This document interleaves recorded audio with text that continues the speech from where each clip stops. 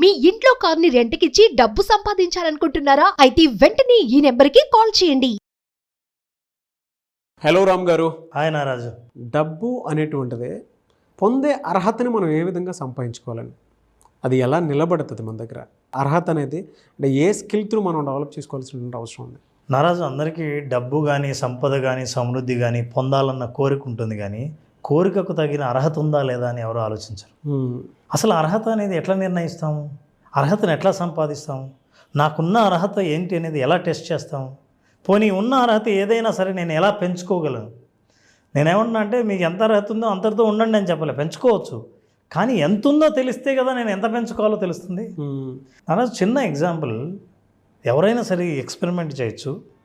మీ ఇంట్లో ఎవరైనా పిల్లలు ఉంటే పిల్లలతో ఊరికే చెప్పండి, బయట పాల ప్యాకెట్ కాదు, మన ఇంట్లో పాలు లేవు, పాలు తీసుకురమ్మని చెప్పండి. చెప్తూనే వాళ్ళు ఏ సైజు గిన్నె తీసుకుంటారో చూడండి. మీరు ఏం చెప్పకుండా పాలు తీసుకురావడానికి వాళ్ళు ఏ సైజు గిన్నె తీసుకుంటారో దాని అర్థం ఏంటంటే మన పాలు ఎంత అవసరమో, మనం జనరల్గా ఎంత కొంటామో, మనకు ఎన్ని అవసరం అవుతాయో దానికి సంబంధించిన గిన్నె తీసుకుంటారు. యాక్చువల్లీ దాన్ని కంటైనర్ అంటాం. మనకు తెలియకుండా మన మనసులో ఆ కంటైనర్ ఉంటుంది. సమృద్ధికి లేదా సంపదకు మీరు ఏది సాధించాలనుకున్నా, సంపాదించాలనుకున్నా మనసులో ఒక కంటైనర్ ఉంటుంది. ఆ కంటైనర్కి ఒక సైజు ఉంటుంది. అదే మీ అర్హత. ఫర్ ఎగ్జాంపుల్, గంగా నదిలోకి వెళ్ళి గంగా నీళ్లు తీసుకురావాలని అనుకున్న వాళ్ళు ఒక్కొక్కది ఒక్కో ఆలోచన ఉంటుంది. అంటే తన కెపాసిటీ నేను ఎన్ని తీసుకురాగలను. ఒక వ్యక్తి ఏమో 1 లీటర్ తీసుకెళ్తాడు, ఓ వ్యక్తికి దగ్గర ఉన్నది 2 లీటర్స్ని చూస్తాడు, 5 లీటర్స్ తెచ్చుకుంటే బాగుంటుంది అనుకుంటాడు. కాదు, నేను ఎట్లాగైనా తీసుకెళ్ళగలను అని నమ్ముకున్న వ్యక్తి 7.5 లీటర్స్. నేను ఎందుకు చూపిస్తున్నానంటే ఇవన్నీ కంటైనర్స్. ఈ కంటైనర్స్ మన మనసులో ఉంటాయి. ఇది మన స్థాయి, ఇది మన అర్హత, మనం అనుకున్నవి ఇవి. ఈ కంటైనర్స్ని మనం ఒకసారి ఆలోచించాలి. ఇది ఎవరు? ఇది పాత్ర అంటారు. మనకు మనసులో ఉన్న నీ పాత్ర ఎంతది, ఎంత ఉంది?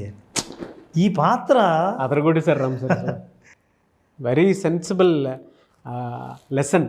నేను ఇందాక పాలది చెప్పినప్పుడు, మీరు పిల్లల్ని పాలు తీసుకురాపు అని అన్నప్పుడు మీరు ఇంట్లో 2 లీటర్ల పాలు అవసరం. ఆ పిల్లడు చిన్న గ్లాస్ తీసుకెళ్ళాడు అనుకుందాం.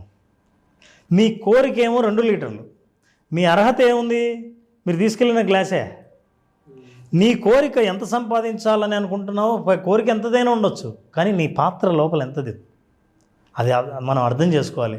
అర్థం చేసుకోవాలంటే యూ నీడ్ టు అండర్స్టాండ్, ప్రతి ఒక్కరికి వాళ్ళ లోపల ఉన్న సంపద పాత్ర.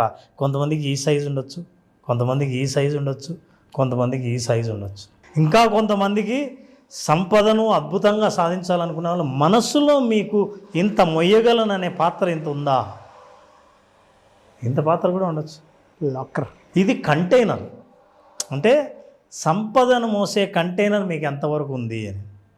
సో లుక్ అట్ దిస్ నారాజు, this is most important. We need to understand, are you comfortable with the container that you have? ఇప్పుడు మనం ఆలోచించాల్సింది ఏంటంటే, నాకు సంపద కావాలి, నాకు ఇంత బ్యాలెన్స్ ఉండాలి, నేను ఇంత సంపాదించాలనుకుంటున్నాను, ఈ స్థాయి రీచ్ అవుదాం అనుకుంటున్నాను, నేను ఫైనాన్షియల్లీ ఇండిపెండెంట్.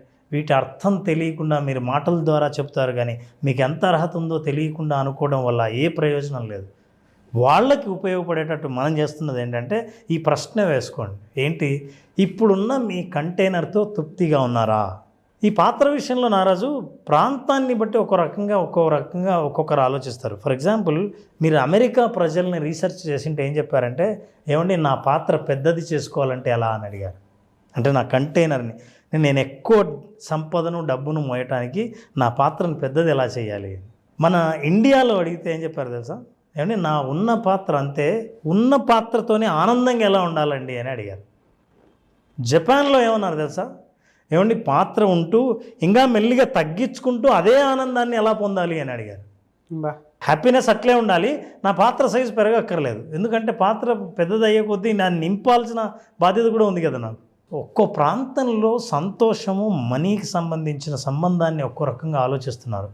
ఇప్పుడు ఈ ప్రశ్న వేసుకోండి, మీరు ఆర్ యూ కంఫర్టబుల్? అంటే మీరు ఉన్నది సరిపోతుందా?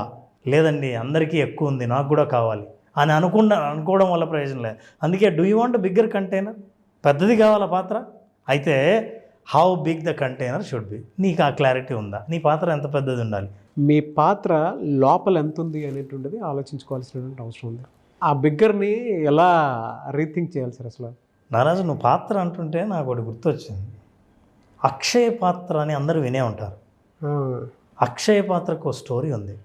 అంటే అర్హత గురించి మనం మాట్లాడుతున్నాం కదా, అక్షయ పాత్ర గురించి ఖచ్చితంగా తెలుసుకోవాలి. సూర్య భగవానుడు ప్రార్థిస్తే ధర్మరాజుకు అక్షయ పాత్రను ప్రదానం చేశాడు. ఎప్పుడు? పాండవులు వనవాసంలో ఉన్నప్పుడు. వనవాసంలో 14 ఏళ్ళు పాండవులు ఉంటే ఈ పాండవుల్ని చూడ్డానికి చాలామంది ఋషులు, మునులు, అతిథులు వచ్చేవాళ్ళు. మరి వాళ్ళందరికీ ఎక్కడి నుంచి వండి పెట్టాలి? అడవిలో ఎక్కడ వండి పెట్టాలి? మా అర్హత ఏంది? మా పాత్ర ఎక్కడ? మా రాజ్యం ఎక్కడుంది? కానీ అతిథిని సత్కరించాలి, ఏం చేయాలో తెలియదు. ధర్మరాజు ప్రార్థిస్తే సూర్య భగవానుడు అక్షయ పాత్ర ఇచ్చాడు. అక్షయ పాత్ర ధర్మరాజు ఏం చేశాడు? ద్రౌపదికి ఇచ్చాడు. అయితే సూర్యుడు ఒక వరం ఇచ్చాడు. ఏంటంటే, మీరు ఎంత వండినా సరే ఈ పాత్రలో వేస్తే ఈ పాత్ర నుంచి మీరు వడ్డిస్తుంటే వడ్డించినంత వరకు అయిపోదు, ఈ పాత్రలో ఉంటుంది. ఇది నువ్వు సాధించావు కదా అర్హత.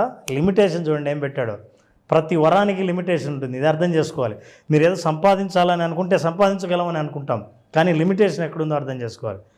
సూర్యుడు ఏం చెప్పాడంటే, నియమం, మీరు వడ్డిస్తుంటే ఎంతమందికైనా వడ్డించవచ్చు, ఎంతమంది అతిథులకైనా వడ్డించండి. అయితే ద్రౌపది భోంచేసిందా, ఆ తర్వాత ఎవరికి ఉండదు, ఖాళీ. మీరు వడ్డించాలన్నా ఉండదు. ద్రౌపది ఎప్పుడు భోంచేస్తుంది? పాండవులందరూ భోంచేసిన తర్వాత ద్రౌపది భోంచేస్తుంది. అంటే ఏంటి?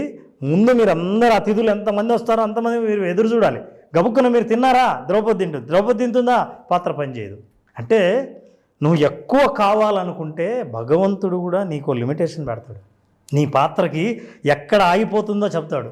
నువ్వు అర్థం లేకుండా నా పాత్ర పెద్దది కావాలని, నా అర్హత ఎంత ఉందో తెలియకుండా నువ్వు అడగకూడదు. వాళ్ళ అర్హతకి వరం వచ్చింది, ఈ వరానికి లిమిటేషన్ ఉంది. ఆ పరిధిని అర్థం చేసుకోవాలి. ఆ పరిధిని అర్థం చేసుకుంటే నా ఆనందానికి తగిన పాత్ర ఎంత ఉండాలి అని అర్థం చేసుకుంటే అప్పుడు మీ పాత్ర సైజు మీద మీకు క్లారిటీ వస్తుంది. లేకపోతే మీరు ఏమంటారో తెలుసా? అర్రే, పాలకు నువ్వు చిన్న గ్లాస్ తీసుకొచ్చావు, 2 లీటర్లు అందాం అనుకున్నా, వీళ్ళందరూ 5 లీటర్లు తెచ్చుకున్నారు అంటే, అరేనే మనం 10 లీటర్లు తెచ్చుకుందాం అని అనుకుంటావు. కానీ నీ అర్హత, నీ అవసరం, నీకు సంబంధించిందేనా ఈ 10 లీటర్లది అని నువ్వు ఆలోచించకపోతే ఆనందం దొరక్కపోగా నీ పాత్ర ఎప్పుడు నిండదు. సో సూర్య భగవానుడు దానికి ఒక పరిధి పెట్టాడు. అట్లాగే అంటే నీ పాత్ర నేను ఇస్తున్నాను, కానీ దీనికి కూడా లిమిటేషన్ ఉంది. నీ కెపాసిటీ ఏంటో తెలుసుకోండి. ఒకవేళ తెలుసుకోలేదనుకోండి, అది పనిచేయడం మానేస్తుంది. తెలుసుకునేటట్టు ఏం చేశాడంటే, సాయంత్రం ఆవిడ భోంచేస్తే ఇంక ఇది పనిచేయదు. అక్షయ పాత్ర అని ఇంత గొప్పగా ఉన్న అక్షయ పాత్రకు కూడా పరిధి ఉందన్న విషయం చాలామందికి తెలియదు. ఆశ ఉన్నవాళ్ళు నాకు పెద్ద సంపద కావాలి, ఎంతో సంపాదించాలి, ఇన్ని 100 కోట్లు కావాలని అనుకుంటారు కదా. దేవతలకే పరిమితులు ఉన్నాయి, నీకు పరిమితి లేకుంటే ఎట్లా బా. సో ఈ అక్షయ పాత్ర ఎంత ప్రధానమైందో ఎన్నిసార్లు మనం విని ఉంటాం. ఈ అక్షయ పాత్రను అర్థం చేసుకుంటే నీ అక్షయ పాత్రను చూస్తావు. బా, చాలామందికి నిజమే పాత్ర ఇలా ఉండకపోవచ్చు. ఇప్పుడు గురించి ఆలోచించండి. మీ మనస్సులో మీ సంపదకు ఉన్న పాత్ర సైజ్ ఏంటి? కొన్ని పాత్రలు క్రాక్డ్ పాత్రలు ఉంటాయి. అంటే సంపద వస్తుంటుంది కానీ పోతూ ఉంటుంది. తీసేయండి సార్, చూడలేనిది. నిజమే, వాస్తవం. ఎందుకంటే మన అర్హత ఎంత ఉంది అనుకున్నామో, ఎవరికి ఈ క్రాక్డ్ పాత్ర ఉండేది ఎట్లా తెలుస్తుందో తెలుసా? నా ఆదాయం ఎక్కడి నుంచి వస్తుందో స్పష్టంగా ఉంది, కానీ నా ఖర్చు ఎలా అయిపోతుందో తెలియదు అనుకున్న వాళ్ళందరి పాత్ర క్రాక్ అయినట్లు, లీక్ అవుతున్నట్లు. అని యావరేజ్ చూసుకుంటే 100లో 90% పర్సన్స్ది ఉండే కామన్ ఎమోషన్ ఇది. నాకు ఎక్కడి నుంచి వస్తుందో తెలుసు, ఎంత వస్తుందో తెలుసు, కానీ ఎలా వెళ్ళిపోతుందో. కానీ ఎట్లా అయిపోతుంది అసలు? ఏంది సార్, నెల జీతం వస్తుంది, ఎప్పుడు అయిపోతుందో తెలియదు అన్న వాళ్ళు ఎంతమంది ఉన్నారు? అవన్నీ క్రాక్ అయిన పాత్రలు. సో లీక్ అవుతుంది. దాని నుంచి క్లారిటీ రావాలంటే హ్యాపీ మనీ అద్భుతమైన క్లారిటీ ఇస్తుంది. ఎలా ఇస్తుంది? First your container represents your capacity to receive abundance. నీకు ఆ కెపాసిటీ లేకుండా నింపు నింపు అని ఎప్పుడు మీకు ఈ నేచర్ మీకు కావాల్సిన దానికంటే ఎక్కువ ఇవ్వదు. నీకు అర్హత ఉంది, నీ పాత్ర చాలా పెద్దదంటే ఆ పాత్ర నింపడానికి వస్తుంది. So first you need to understand what is your capacity. మీ పాత్ర యొక్క కెపాసిటీ ఎంత ఉంది, మీరు మోసే కంటైనర్ ఎంత మోయగలదు, ఈ విషయం తెలుసుకోవాలి. తెలుసుకున్న తర్వాత యూ హ్యావ్ టు నో. పెద్దది చేయాలనుకుంటే, సార్ దాని అర్థం నా కంటైనర్ ఎంత ఉంటే అంతేనా? మీ కంటైనర్ పెద్దది చేయాలనుకుంటే ఎందుకు పెద్దది చేయాలి? ఈ రీజన్ కనుక ఇంటెన్షన్గా మీరు డెవలప్ చేయకపోతే ఒక బలమైన ఉద్దేశంగా కనుక మీరు డెవలప్ చేయకపోతే, నాకు ఒక కారణం ఉంది. ఎంత బలమైన కారణం ఉందంటే, ఇప్పుడు నేను చేస్తున్న సేవ సరిపోదు, కొన్ని వందల మందికి సేవ చేయాలి, చాలామంది పిల్లలు లాభపడాలి అనే అట్లాంటి గొప్ప ఉద్దేశం ఉన్నట్టుంటే మీ పాత్ర పెరగడం మొదలు పెడతారు. రీజన్ లేకుండా నాది పెరిగితే బాగుంటుంది, నాకు ఎక్కువ సంపాదిస్తే సంపద వస్తే చాలా బాగుంటుంది అని అనుకుంటే ఆ పాత్ర పెరగదు. సో ఇప్పుడు అందరూ ఆలోచించాల్సింది, నేను చెప్పాలనుకుంది ఏంటంటే, హ్యాపీ మనీ ద్వారా అర్హత, పాత్ర సైజు పెంచాలనుకుంటే మనకు కావాల్సిన అర్హత ఏంటి? ఈ అర్హత ఏంటంటే, మీకు ఏమైనా ఉద్దేశం ఉందా మీ పాత్రను పెంచడానికి? ఆ అవసరము, ఉద్దేశాన్ని, ఇంటెన్షన్ని మీరు సెట్ చేశారా? అలా ఉంటే now let us practice gratitude and visualization to increase your container size. మీ కంటైనర్ సైజ్ పెంచాలంటే గ్రాటిట్యూడ్ ద్వారా, మనం చెప్పే విజువలైజేషన్ టెక్నిక్ ద్వారా మన కంటైనర్ను పెంచవచ్చు. థ్యాంక్ యూ అన్న, thank you so much Ram garu. Thank you నాన్న.